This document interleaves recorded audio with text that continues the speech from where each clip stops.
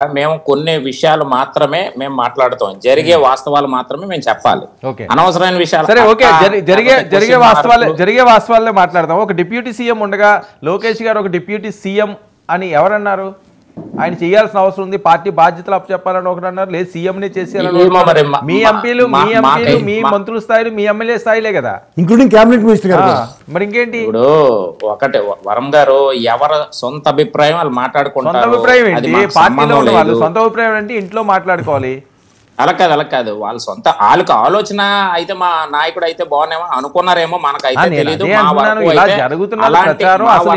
ఏంటి అని నేను అందుకనే కదా అడిగింది విజయ్. అలా కాదు మా వరకు అలాంటి ఆలోచన ఏమి లేదు. లోకేష్ గారు ఒకటే అన్నారు, నా అన్న సమానుడైనటువంటి పవన్ కళ్యాణ్ గారు అంటే అక్కడే మీకు అర్థం అవ్వాలి, అన్నగా భావించే లోకేష్ గారు డిప్యూటీ సీఎం హోదాలోనే పవన్ కళ్యాణ్ గారు ఇంకా రాష్ట్రానికి మంచి సేవలు అందించాలి, ఈ కూటమితో కలిసి వెళ్ళాలి అన్నటువంటి అర్థం. అది అర్థం తెలియనటువంటి వేరే ఎవరన్నా యూజ్లెస్ ఉంటే మరి మేము ఏం చెప్పలేం. ఒకటే ఇక్కడ ఏదైనా కూటమి ప్రభుత్వానికి ఏదో చిచ్చులు పెట్టి మధ్యలో ఏదో పెట్టే బ్యాచ్ ఒకటి ఉంది. ఆ బ్యాచ్ ఎవరో కూడా కాదు. ఎందుకంటే ఇప్పుడు పాప ఏడుస్తూ కూర్చొని ప్రజలు శుభ్రంగా బట్టలు ఇప్పేసి చీపురు గట్టలతో తన్ని పంపించేశారు, సిగ్గు లేకుండా ఉన్నారు. పాప వాళ్ళకి ఏం చేయాలో తెలియక ఇలాంటి ఏదో పొల్లలు పెట్టాలన్నటువంటి ఒక ఆలోచన ప్రయత్నాలు అది చేస్తూ ఉన్నారు. ఇప్పుడు అలాంటివి మేము పట్టించుకోవాల్సిన అవసరం లేదు. ఈరోజు చంద్రబాబు నాయుడు గారు పవన్ కళ్యాణ్ గారు బాండింగ్ ఇది ఎవడో విడగొట్టలేనిది, అందులో no doubt at all. Lokesh గారు ఈరోజు ఒక అన్న సమానంగా పవన్ కళ్యాణ్ గారు చూస్తూ ఉన్నారు, అది ఇట్స్ వెరీ క్లియర్. ఇందులో ఎవరు కూడా ఏం మాట్లాడినా లోకేష్ గారు అలాంటి ఆలోచన లేదు, మాకెవరికి అలాంటి ఆలోచన లేదు. ఈ రోజు కూటమి ప్రభుత్వం ద్వారా గత 5 సంవత్సరాల కాలంలో ఏ విధంగా దోపిడీలు ల్యాండ్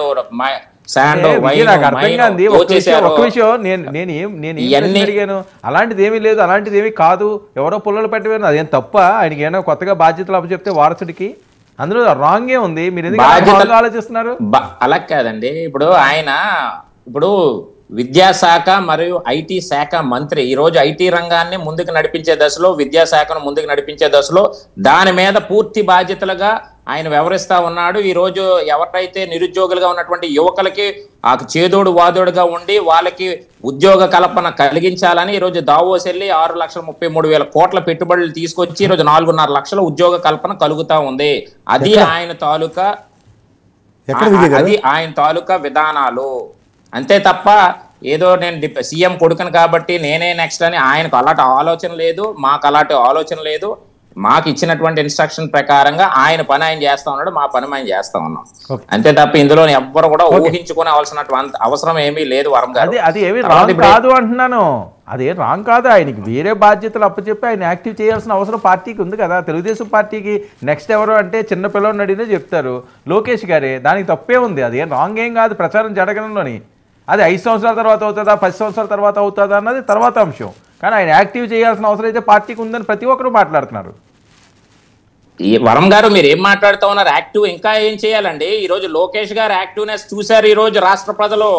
ఆయన ఒకటే అన్నాడు, మంగళగిరిలో నేను ఓడిపోయాను అని ఎవరైతే హేళన చేశాడో నేను గెలిచి చూపిస్తానని చెప్పి ఈ రోజు మంగళగిరిలో సుమారు 89,000 ఓట్ల మెజార్టీతో గెలిచి దమ్ము చూపించినటువంటి లోకేష్ గారండి. ఇంకా యాక్టివ్ ఏం కావాలి చెప్పండి? సరిపోద్దా? ఒక మంత్రి స్థాయి ముఖ్యమంత్రి స్థాయి అవ్వాలంటే ఇంకా చాలా పాఠాలు నేర్చుకోవాలి కదా. ఆల్రెడీ ఆయనకి వాళ్ళ తాతగారు అనుభవం, వాళ్ళ నాన్నగారు తాలూకా విధానం ఆయన నేర్చుకున్నాడు, వెళ్తా ఉన్నాడు. రాబోయే రోజుల్లో మంచి ఫ్యూచర్ ఉంటుంది. ఆయన రాష్ట్రాన్ని నడిపించే యువతరానికి ఇప్పుడు బెస్ట్ లీడర్ గా ఈ రోజు రాష్ట్రంలో ఉన్నటువంటి లోకేష్ గారు, అందులో నో డౌట్ ఎట్ ఆల్. ఎవరు మాట్లాడుకున్నా, ఎవరు అవుననుకున్నా, ఎవరు కాదనుకున్నా ఈ రోజు లోకేష్ గారి సారథ్యంలో యువత చాలా స్పీడ్ గా ముందుకెళ్తా ఉంది. ఆయన మీద ఒక నమ్మకంతో ఈ రోజు యువత ఉంది. ఈ రోజు ఉద్యోగ కల్పనలో ఆయన ఇచ్చినటువంటి హామీలు ఏదైతే ఉన్నా నెరవేర్చే క్రమంలో ఈ రోజు లోకేష్ గారు ఉన్నారు. ఇంకేమైనా డౌట్స్ ఉన్నాయా మీకు? చెప్పండి వరం గారు. ఇప్పుడు నేను అంటుంది ఏంటంటే పొలిటికల్ ఏరాలో ఈ డిబేట్ డిస్కషన్ స్టార్ట్ చేసింది తెలుగుదేశం పాకెట్స్ నుంచి. ఎవరు ఫస్ట్ మన మహాసేన రాజేష్ గారు మొదలెట్టారు. సబ్సిక్వెంట్గా సోమిరెడ్డి గారు అండ్ వర్మ గారు, పిఠాపురం వర్మ గారు అండ్ శ్రీనివాసరెడ్డి గారు కడపలో చంద్రబాబు గారి సభ సమక్షంలోనే మాట్లాడారు ఆయన. తదనంతర పరిణామంలో దావోస్ పర్యటనలో టీజీ భరత్ గారు అబ్బాయి, భరత్ గారు ఎవరు వెంకటేష్ గారు, టీజీ వెంకటేష్ గారు అబ్బాయి క్యాబినెట్ హోదా కలిగి ఉండి కూడా క్యాబినెట్ సహచరుడైన లోకేష్ గారి గురించి ముఖ్యమంత్రిని సంబోధించి మాట్లాడిన ఉదంతం అక్కడే కృష్ణగిరిగా తేటతెల్లం అవుతుంది. ఇక్కడ ఎవరో పనికిమాలిన వాళ్ళు చర్చ లేపారనే విజయ్ గారు అన్నంత మాత్రాన ఆ పనికిమాలిన వాళ్ళు మీరే తెలుసుకోండి, మాకు సంబంధం లేదు ఆ విషయం. ఎందుకంటే ఈ రోజు దాకా దాని మీద ఖండన అన్నది ఎక్కడా జరగలేదు. ఖండన అన్నది జరిగితే దాని మీద కాదు వరం గారు ఇప్పుడు విజయ్ గారు అండి ఖండన అన్నది ఇప్పుడు చంద్రబాబు నాయుడు గారు అయినా సరే ఎక్కడైనా సరే దానికి ఫుల్ స్టాప్ పెట్టినా విజయ్ గారు, లేదంటే ఆ రోజు దావోస్ సభలో ఖండించుంటే, లేదంటే తదనంతరం మీరు లోకేష్ గారిది ఒక చూడండి, పార్టీ అధ్యక్షుడు కూడా 3 టర్మ్స్ కూడా మించి ఉండడానికి లేదన్న స్టేట్మెంట్ కూడా లోకేష్ గారే ఇచ్చారు ఓ ప్రశ్న మాట్లాడుతూ. సో ఇవన్నీ మీరు అంతర్గతంగా మీరు ఉదాహరణకి మీరు అధికార ప్రతినిధి హోదాలో మీరు చర్చించలేరు, లేకపోతే మాట్లాడలేకపోతుంది మీ పరిధి, నేను కాదంటలే. కానీ ఇది మార్కెట్లో అన్ని రకాలుగా క్యాబినెట్ హోదా మినిస్టర్ గారు క్యాబినెట్ మీద అంటే ముఖ్యమంత్రి గారి మీద విశ్వాసం లేనట్టే మాట్లాడినట్టే కదా. He doesn't want work under Chandrababu Naidu garu, I want work under Lokesh garu అన్న ప్రేరణ అక్కడ అర్థమైంది.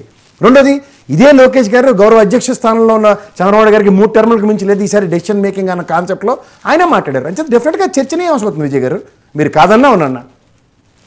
ఇప్పుడు చెప్పండి మీరు కావాలంటే.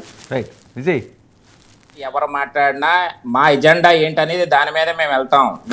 విజయ్ గారు ఎజెండా గురించి చెప్పట్లేదు. ఇవాళ మీరు మాట్లాడిన దగ్గర అధ్యక్షుడి స్థానంలో ఉన్న అట్లీస్ట్ పల్లా శ్రీనివాసరావు గారు అయినా ఖండించుంటే మీరు నేను చెప్పింది కరెక్ట్. అది కూడా జరగలేదు కదా విజయ్ గారు, అది జరిగిందే చెప్పండి.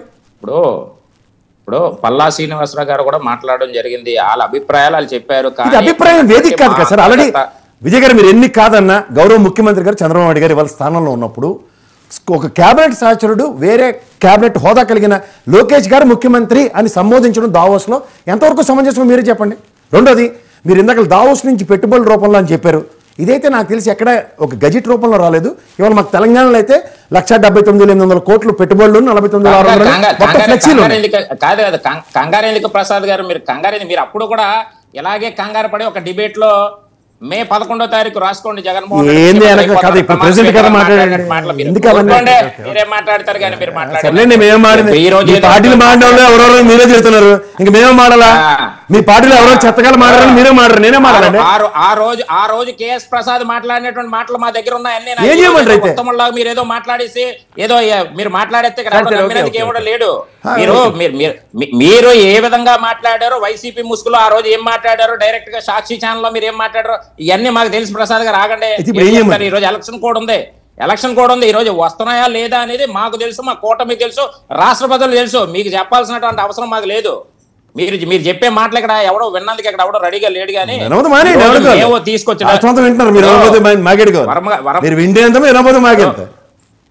ఇప్పుడు వరం గారు ఒకటే, ఇప్పుడు ఆయన ఏదో మాట్లాడేస్తే కాదు. ఈ రోజు దావోస్ వెళ్ళడం మాట వాస్తవం కాదా?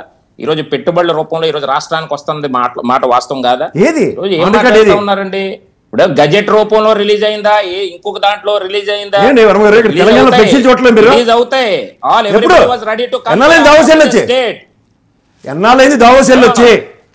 దావోస్ నుంచి పెట్టుబడి విషయంలో లోకేష్ గారు కానీ గౌరవ ముఖ్యమంత్రి గారు కానీ ఒక డెలిబరేట్ స్టేట్మెంట్ లేదు. ఇండస్ట్రీస్ మినిస్టర్ భరత్ గారు కూడా లేదు. ఎక్కడి నుంచి చెప్తున్నారు మీరు? అరుణ గారు out of the box figure, out of the box figure చెప్పడం ఏంటండి? మీ జగన్మోహన్ రెడ్డి లాగా జగన్మోహన్ రెడ్డి అండి మీరు దావోస్ మేము అలాంటి మాటలు చెప్పేవాళ్ళం కాదు. ఇప్పుడు మీ జగన్మోహన్ రెడ్డి లాగా మేమే సొల్లు కబుర్లు ఏం చెప్పట్లా, కబుర్లే చెప్పారండి. అదేం చెప్పండి మరి, ఇక్కడ చూపించండి. మాకు తెలంగాణ ఫ్లెక్సీలు ఉన్నాయి, ఎక్కడ పడతాడా? ఇన్ఫర్మేషన్ అది. అరుణ గారు ఏంటి ఏపీ డెవలప్మెంట్స్ మీద రేపు రాబోయే బడ్జెట్ సమావేశాలు ఇవన్నీ చాలా కీలకంగా ఉన్నాయి, చాలా కీలకమైన